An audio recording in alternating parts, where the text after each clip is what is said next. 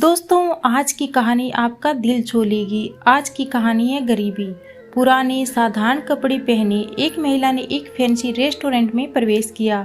सभी ग्राहक उसे पहले से वहां जो बैठे हुए थे उसे तिरस्कार की दृष्टि से देखते हैं। वह महिला फटे पुरानी ड्रेस पहने हुई थी और देखने में गरीब लग रही थी। परिचारिका यानी होस्टेस तुरंत उसके पास दौड़ी और दोस्तों उसने यहाँ तक अपनी घृणा को छुपाने की कोशिश भी नहीं की और बोली, मैडम आप शायद गलत जगह चली आई हैं। बस मैं इतना चाहती थी कि जल्दी से इस बिन बुलाए मेहमान से छुटकारा मिल जाए। महिला ने घबराते हुए उसकी ओर देखा और पूछा, क्या यह ताज भोजनालय है? दोस्तों उस डाइनिंग हॉल में मौजूद लोग कानाफूसी करने लगे और उनमें से कुछ तो ठहाके लगाने लगे। चारिका ने दैनिक दृष्टि से महिला की ओर देखा और बोली, आप सही कह रही हो, यह है तो, पर आप क्या चाहती हो मैडम? तुरंत व्यवस्थापक को बुलाओ। असंतुष्ट ग्राहकों में से एक चिल्लाया, मैंने यहाँ पहले से एक टेबल इसलिए बुक नहीं करवाई कि कोई भिखारी मुझे खाते हुए देखे। महिला ने अपना सिर नीचे कर लिया और धीरे से बोली, मैं ज्यादा समय नहीं लूंगी बेटा, मेरा केवल एक अनुरोध है कि आप इस तरफ आइए। परिचारिका ने अनिच्छा से बुजुर्ग महिला को अंदर आमंत्रित किया। वो बस किसी तरह से उसे बाकी ग्राहकों की नजरों से दूर ले जाना चाहती थी। मैं तुम्हारी जगह होती तो उसे सिक्योरिटी गार्ड बुलाकर बाहर का रास्ता दिखाती। आपने देखा नहीं कैसी बदबू आ रही है, वह एक बुरा सपना है। ये सब लोग बोलकर वहां बैठे लोगों ने अपनी भावनाओं को बिल्कुल नहीं छुपाया। महिला मिठाई के शोकेस में गई और काफी देर तक उसे देखती रही। वेटर उसे देखकर हंस रही है। वह कह रही थी, अगर वह यहाँ मुफ्त में खाने की उम्मीद करती है तो उसे कुछ नहीं मिलने वाला। ऐसा लगता था कि महिला ने उनकी बातों पर ध्यान ही नहीं दिया। महिला बोली, बताओ बेटा, लेमन केक को केवल आधा खरीदना संभव है?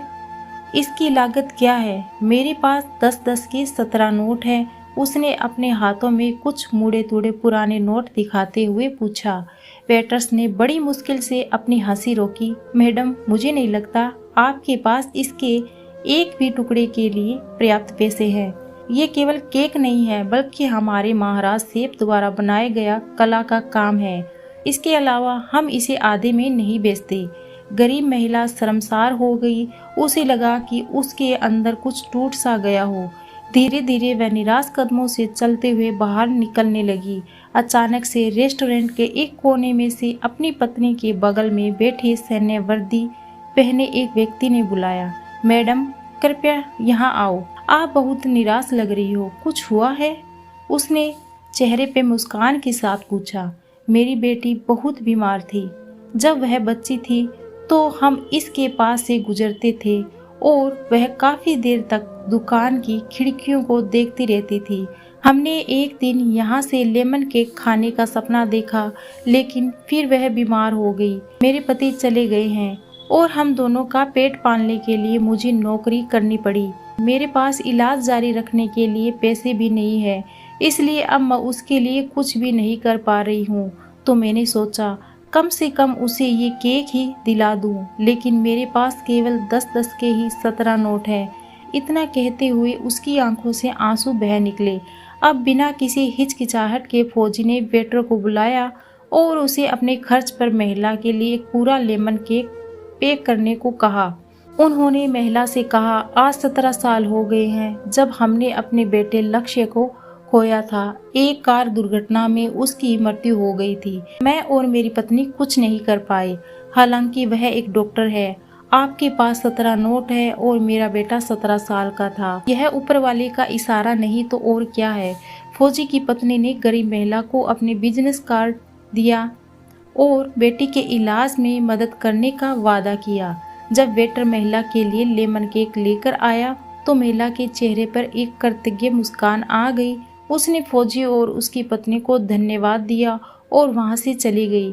इस घटना के बाद रेस्टोरेंट में सब खामोश हो गए थे। सभी को उस फौजी ने एहसास दिला दिया था कि पैसों से भले ही महिला गरीब थी, लेकिन वहां बैठे सभी लोग विचारों से और दिल से गरीब थे, सिवाय फौजी के और उसकी दंपति के। अब वहां किसी को भी हंसने का मन नहीं कर रहा था। दोस्तों, अगर हम इतने सक्षम है कि किसी भी व्यक्ति की किसी भी तरह की मदद कर सके तो हमें आगे बढ़कर जरूर हर किसी की मदद करनी चाहिए।